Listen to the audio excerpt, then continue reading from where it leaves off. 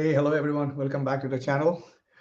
In view of this ongoing controversy about the difference in prize money between men's physiques and open bodybuilding, or rather between men's physique, classic physique, and open bodybuilding, let's actually look at some real numbers. Jeremy Buendia claimed it back in 2018, and recently Erin Banks posted in Instagram that bodybuilding, or rather IFBB, would not have been where it is today if it was not for men's physique.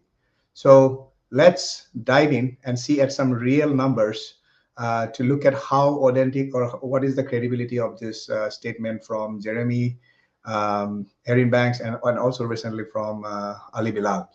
So I have looked at the data from five NPC national shows in the US from the last 4 years, from 2024 to 2021, for each of these divisions, which is men's physique, classic physique, and bodybuilding. Now, we all know that number of participants of men's physique is always more than any other division, whether it is classic or bodybuilding. But what we really want to see is with these numbers, no hypothesis, real numbers, how much actually is the difference? And what is the actual revenue difference between men's physique, classic physique, and bodybuilding? And also in any shows, what is the percentage share of each of these divisions, right? How much they are different, or how much men's physique is more than classic physique, or classic physique is more than bodybuilding. We will also look at the growth rate of each division since this last 4 years, because numbers are fine, but we really wanted to look how these divisions have it has been growing over the last 4 years, right? Because numbers are fine, but if it is not growing, then it's not actually an indication of actually how the division is progressing. And finally, we will look at the biggest elephant in the room, which is the revenue from each of the division, and not only at the actual number, but also how much more. Let's say men's physique is more than classic, or open bodybuilding, or classic is more than open building, and it's really something very enlightening, because what I thought was numbers would be similar between men's physique and classic physique, but it's not the same. I mean, you will be quite surprised to know how classic physics looks like compared to men's physique. So let's move on. I have pulled up data from NPC website, which is contest.npcnewsonline.com. If you go to contest, we go to recent contest NPC, and from there you can select any of the years 2024, 2021.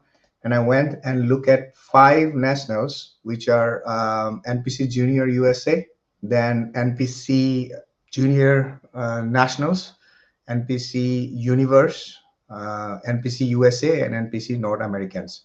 I have not considered the Masters, only taken the open participants into this data. So this is how the data looks like from 2021 to 24. Everywhere number of participants in NPC Junior USA, you will see that 21 had around 35 men's physique, classic physique was 53, 22. Classic was still more than men's, but you see the men's physique was steadily growing. However, you can see classic was kind of same over the last 3 years, dropped a bit by 21. Bodybuilding has been pretty flat. So this is NPC Junior Nationals. You have Junior Nationals. Sorry, this is NPC Junior USA. This is NPC Junior Nationals. So these are the numbers for men's physique, classic physique, bodybuilding. For NPC Universe, I could not. I don't know why the data from 2022 is not available anymore. Some years back, data was there, but nevertheless, I picked up data from 23 and 24. So these are big shows, as you can see. The number of participants are almost twice than NPC Junior USA or Junior Nationals over the last 2 years. And NPC USA, they have the data from 21 and 22. So if I look at all the data, you can see that this show, together with NPC Universe and NPC North Americans, these are the most popular shows, primarily simply because from the number of participants, right? So if I look at this simply from this data for this five nationals, you can see that for NPC Junior USA, classic is a bit more than average wise than men's physique, around 40. Bodybuilding is around 10%. But other than that, if you go to the other big shows, you can see the difference. At least here in NPC Universe, you have 57%, USA 45%, and North Americans 42%, while classic and bodybuilding is around in the 20s. Universe classic is around 30, while bodybuilding was around 7.4%.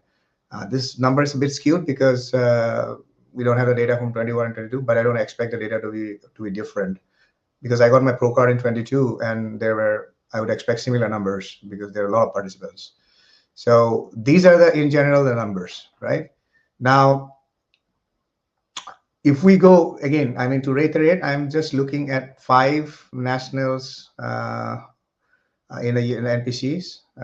These are the 5. I have not considered the masters in any of the divisions. So moving to the next slide, which is where things starts to get interesting. So here, so I've just put it in the graph for the last 4 years. 21 blue is men's physique. Over the last 4 years, orange is classic physique, and gray is bodybuilding. These are the trend lines to show the growth rate for each of the divisions between men's physique, classic physique, and bodybuilding. So you can see that this graph clearly shows that men's physique divisions has experienced the highest and also the most consistent growth over the years compared to classic and bodybuilding. This is something different. We have been thinking, oh, classic is very popular, but if I look at the numbers, it's a bit different because if you see the number of participants in men's physique, slightly declining in 2024, but still it is maintaining a large lead over the other divisions. Okay, so I can safely say that it has the highest growth rate over the last 4 years, right? While classic has also grown, and we thought that the notion was classic is very popular, but if we just look at the numbers, it has not kept in pace, or it is not in par as men's physique, right? So you can see the growth is there, but it's very, very less. I would say it's mostly stable compared to men's physique's growth rate, right? Bodybuilding. I mean, if I look at bodybuilding, there is a stagnation in participation. Simply by looking at the number of participants. I mean, but the number says that it has not grown over the last 4 years. The number of participants has not significantly changed over the last 4 years. So is it declining? The data shows that it is not growing, at least at the pace like men's physique or even classic physique, right? So from this chart, I can safely say men's physique has been the dominant growing division. Classic physique growing, but still, let's compare to men's, it will be like a stable, and bodybuilding is it declining. Popularity is there in the pro level, but the numbers doesn't show in the amateur level, right? So next slide, let's look at let me see if I go to the next slide. Should have, oh yeah, next slide. So now coming to, we have been saying that, right? That men's physique is always more than classic and bodybuilding. So let's see what is the actual numbers, right? So if we just compare in any show, if I go back to slide number 1, all right, this is basically showing you the number of participants in Junior USA. You see, like total is 102 among 3 divisions and 35 of them. So I used to calculate the average participations per show per year. On an average of the 4 years, men's physique is 42 and classic is 46 for NPC Junior USA. But if I look at this big shows, men's physique NPC Universe is 57%. It's like more than a 50%. NPC USA 45% compared to 25% for classic physique and open bodybuilding. NPC North Americans 43% compared to 28 and 28 for classic and bodybuilding, right? And these are not any notion or presumptions or the feeling. These are real data which I picked up from this website contest. So I went there, I looked at all of these divisions, counted the number of participants, and these numbers are from officially published website, right? Now moving to this slide. you can see that any average number of participants every show, you will see that if we average it out, men's physique is at 52%. So any show you go, I mean, I'm talking only 5 nationals, right? If we add the regionals, the numbers will be more skewed towards it, because in regionals, there are novice, right? Of course, novice is there in classic and bodybuilding as well. But we know for sure that novice in men physiques, the number of participants are simply much, much more, right? Compared to classic physique is at around 30.82, and then bodybuilding is around at 23%. So this is a very clear indication of any show, at least for these 5 shows, what has been the number of participants, average number of participants, right? Now, this is national. Nationals means people have to qualify for this, right? So that means there has been definitely more number of participants, um, basically, who has qualified for this show.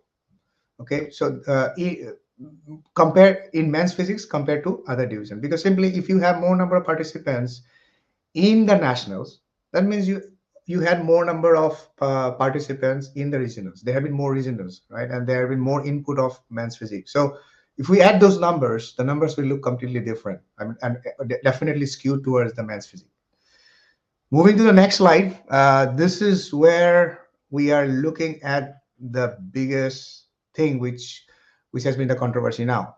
Let's see what is the revenue dominance of, or revenue impact of each division. We have been saying that, and we have been seeing that the sport is growing, activity is growing, the prize money in the open division is increasing at a very rapid rate. But let's see who is driving this growth. Numbers are there, revenue will be there, actual number will be there, actual number of each division will be there. But what is more important is what is the significant difference between divisions, right? Is if one division is contributing way more than the other division, then it only makes sense for that division to be appropriately, you know, rewarded in the pro level, because then it will be very motivating for the people coming in, right? And men's physique, we know men's physique is an entry level for for IFBB, so it's going to have it more though. But let's look at the actual numbers rather than what we have been seeing, right? Now I have taken an assumption here, which is I have taken that I'm looking at only the registration fees revenue, which means that in 2021 it was around, I think, 250, 250. Right now national show registration is 300. So I'm just looking at the registration fees, right? Membership fees I have not taken into account, because there might be one guy doing multiple shows. So if we add those numbers simply by looking at number of participants here, okay, the revenue from registration will also be very high for men's physique easily. But let's just look at the revenue which men's physique is driving to the IFBB, share only from the registration fees, right? So men's physique on an average with $250 registration fees, for the average revenue per year from 2021 to 24, men's physique has been clocking around 91K. Classic physique 61K, bodybuilding 28K.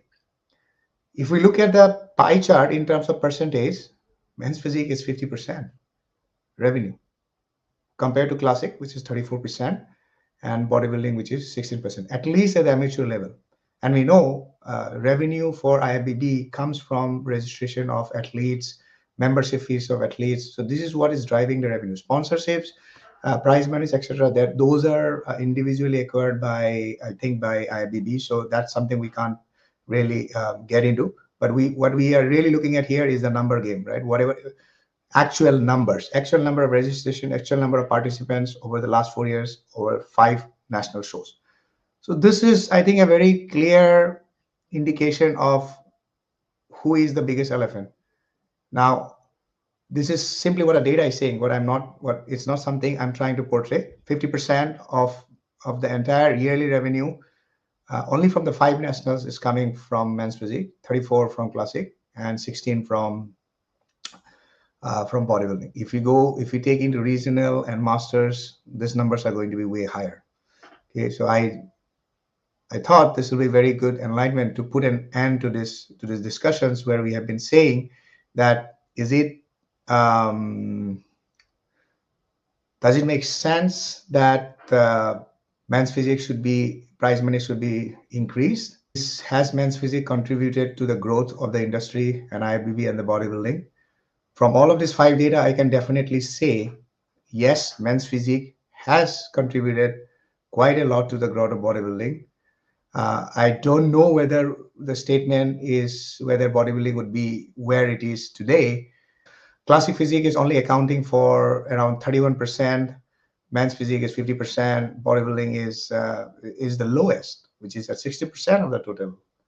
So what Jeremy Buendia and Erin Banks told, there is credibility to the statement, and it's not my perception, but it's actually what the data shows. So I think it's fair to say that men's physique prize money in shows does deserve to be increased, and hopefully this data and this video puts an end to the endless discussion of what is men's physique. Men's physique has undoubtedly contributed to the growth of bodybuilding in IFBB. So please don't forget to like and subscribe to the channel if you like the video, and please do share to people. I mean, it's very important to make people aware of the importance of each division. Thank you. See you soon in the next video.